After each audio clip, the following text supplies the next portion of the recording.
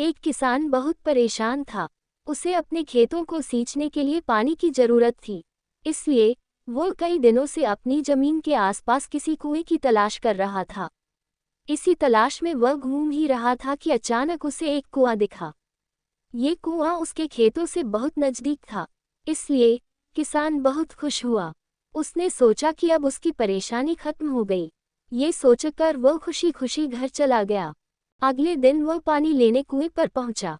जैसे ही उसने कुएं के नजदीक रखी बाल्टी कुएं में डाली, वहां एक आदमी आ धमका। वह किसान से बोला, ये कुआं मेरा है, तुम इससे पानी नहीं ले सकते। अगर तुम इस कुएं से पानी लेना चाहते हो तो तुम्हें इस कुएं को खरीदना होगा। ये बात सुनकर किसान कुछ देर रुका और फिर मन ही मन सोचने लगा कि अगर मैं इस कुएं को खरीद लूं तो मुझे कभी पानी की कमी नहीं होगी और न ही मुझे पानी के लिए इधर उधर भटकना पड़ेगा। फिर क्या था, दोनों के बीच एक रकम तय हुई। किसान के पास उतने पैसे तो थे नहीं, लेकिन वह यह मौका छोड़ना नहीं चाहता था। इसलिए किसान ने उस आदमी को अगले दिन वह रकम देने का वादा किया और घर की ओर चल दिया। किसान के लिए कुआं खरीदने का यह अच्छा मौका था, इसलिए वह इस काम में जरा भी देर नहीं करना चाहता था। घर पहुंचते ही उसने अपने करीबियों और दोस्तों से इस बारे में बात की और कुएं के लिए तय हुई रकम का इंतजाम करने में जुट गया। थोड़ी भागदौड़ और कोशिश के बाद आखिरकार उसने वह रकम जमा कर ली। अब वह पूरी तरह से निश्चिंत हो चुका था कि उसे कुआं खरीदने से कोई नहीं रोक सकता। जमा हुए पैसों को लेकर वह फिर घर चल दिया। उसे बड़ी बेसब्री से इंतजार था कि कब रात खत्म होगी और वह कुआं खरीदने जाएगा। इसी सोच में वह पूरी रात सो नहीं सका। अगले दिन सुबह होते ही वह कुआं खरीदने निकल पड़ा। उस आदमी के घर पहुंच किसान ने उसके हाथ पर पैसे रखे और कुएं को खरीद लिया। अब तो कुआं किसान का हो गया था, तो फिर उसने पानी निकालने में देर नहीं की।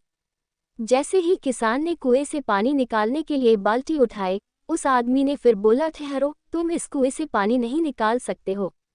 मैंने तुम्हें कुआं बेचा है, कुएं का पानी अभी भी मेरा है। किसान मायूस हो गया और न्याय के लिए राजा के दरबार में शिकायत करने पहुंच गया। मालूम है उस राजा का नाम क्या था? राजा अकबर। राजा अकबर ने उस किसान की पूरी कहानी सुनी और फिर उस आदमी को दरबार में बुलाया जिसने वह कुआं बेचा था। राजा का फरमान सुनते ही वह आदमी भागा भागा दरबार में हाजिर हो गया।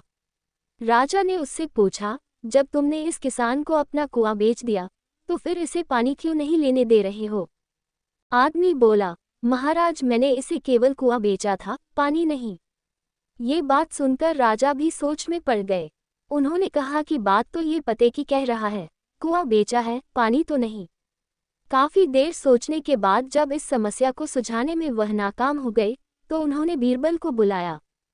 बीरबल बहुत ही बुद्धिमान था, इसलिए राजा अकबर किसी भी मामले पर फैसला लेने से पहले उसकी राय जरूर लेते थे। बीरबल ने एक बार फिर दोनों से उनकी समस्या पूछी। पूरी बात जानने के बाद बीरबल ने उस आदमी से कहा, ठीक है, तुमने कुआं बेचा, पानी नहीं।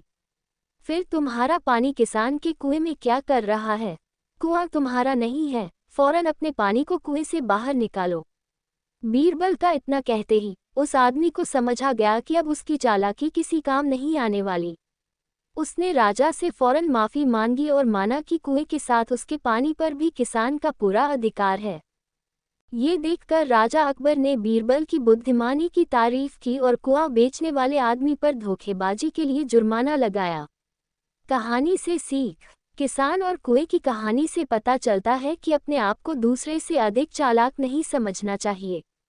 साथ ही धोखा देने की आदत से भी दूर रहना चाहिए, क्योंकि कोई ऐसा भी हो सकता है जो आपसे भी अधिक बुद्धि का इस्तेमाल करना जानता हो।